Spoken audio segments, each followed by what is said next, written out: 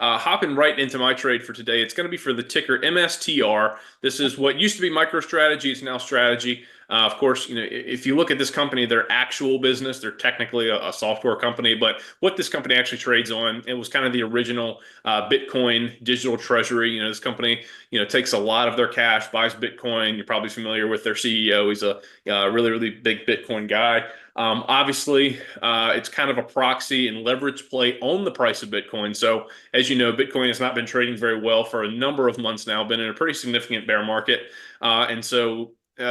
You see the chart here for strategy now, it's even worse so. So it's been, even more sold off to the downside, really significant selling pressure.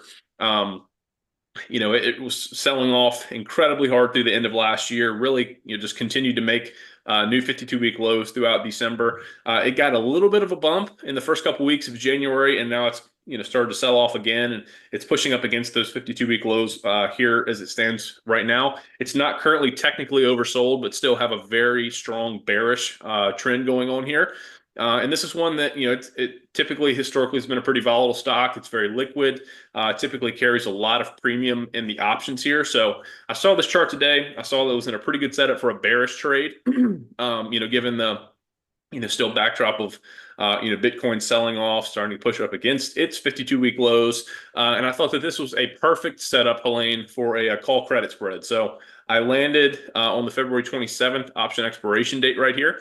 And then Okay. it was looking at these two options right here. So it's looking to buy the 195 and then sell the 185. So setting up that call credit spread right there. I'll see if I can get it filled. It was actually trading a touch higher when I looked at this earlier, but still going to go ahead and try and get it filled. See if I can get it filled. It's the current midpoint at 1.48. It's been moving around a little bit. So since it was higher earlier, I think if I leave that limit order on at that price, today I'll probably get filled, but that was my trade for today. And just to show you, I like it. given it's a bearish call credit spread, I bought the 195, sold the 185.